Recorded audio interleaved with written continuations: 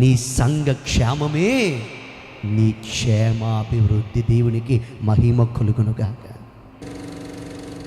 ఈరోజు ఒకటి గుర్తుపెట్టుకు ఆత్మీయుడా, నీ ఇల్లు క్షేమముకుంటే నీకు క్షేమము కాదు, నీ పిల్లలు క్షేమముకుంటే నీకు క్షేమము కాదు.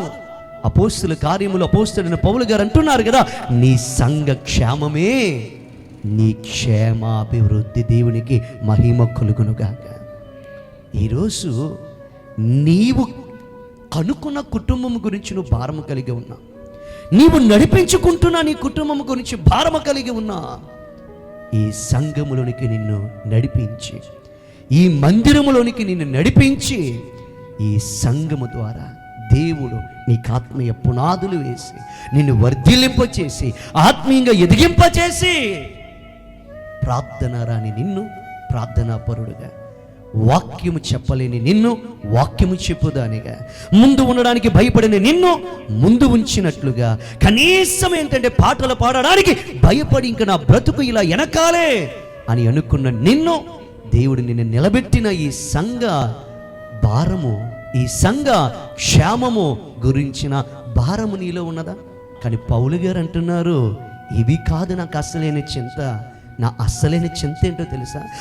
నేను నిలబెట్టుకున్న సంఘాలు ఏమైతాయి, నేను నిలబడిన సంఘము ఏమైతుంది, దేవుడు నన్ను నాటిన ఫలం ఏమైతుంది అని చెప్పి పౌలు గారంట సంఘముల కోసం చింతిస్తున్నాడు. పేతురు ద్వారా యెరూషలేములో నిలబెట్టబడిన సంఘము, ఇంకా అపోస్తలుల ద్వారా అనేక ప్రాంతములో నిలబెట్టిన సంఘముల గురించి చింతిస్తున్నాడంట. ఈరోజు భారము నీకుందా? ఈరోజు ఈ పొలములో దేవుడు నిన్ను నాటాడు ప్రియులారా. ఈరోజు ఒకే ఒక్క మాట నీతో పరిశుద్ధాత్మ దేవుడు మాట్లాడుతున్నాడు. నీ సంఘమును గుర్చిన భారము ప్రతిరోజు నీకు ఉండాలి. నీ సంఘము అభివృద్ధి కొరకు ప్రతిరోజు నువ్వు ప్రార్థన చేయాలి. నీ సంఘములో చెలరేగుతున్న ప్రతి ప్రతికూలతలు లయమై ప్రతి దినము సంఘము ఆదిమ సంఘము వలె ఆశీర్వదింపబడాలన్న భారము, చింత ప్రతిరోజు ఆత్మీయుడికి ఉండాలి. ఎందుకంటే ఆయన మనల్ని తీసుకొచ్చి నాటిన పొలము ఇది. దేవునికి మహిమ కలుగును గాక.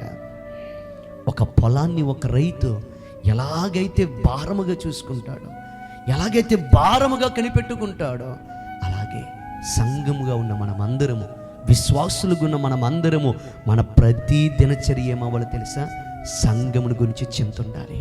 అయ్యో నా సంఘం అభివృద్ధి పడట్లేదే, అయ్యో నా సంఘం ఇన్ని సంవత్సరాలు ఇంకా నీ జీవం గుండిపోతుంది, అయ్యో నా సంఘం ఆత్మలో వెనకడుగు వెలుస్తుంది, అయ్యో నా సంఘములో లోకం వచ్చి ఏలుబడి చేస్తుంది, నా సంఘములో అపవిత్రతలు ఏలుబడి చేస్తున్నాయి అని ప్రతి దినము భారము కలిగి ఏం చేయాలి? ప్రార్థన. నీ కుటుంబము కొరకు ప్రార్థన చేసుకోకపోయినా పర్వాలేదు, నీ బిడ్డల కొరకు ప్రార్థన చేసుకోకపోయినా పర్వాలేదు. ఎప్పుడైతే దేవుని ఇల్లు కోసం నువ్వు ప్రార్థిస్తావో ఆటోమేటిక్గా ఆయన నీకున్నవన్నీ ఆశీర్వదిస్తాడు. గట్టిగా ఆమేన్ చెప్తా.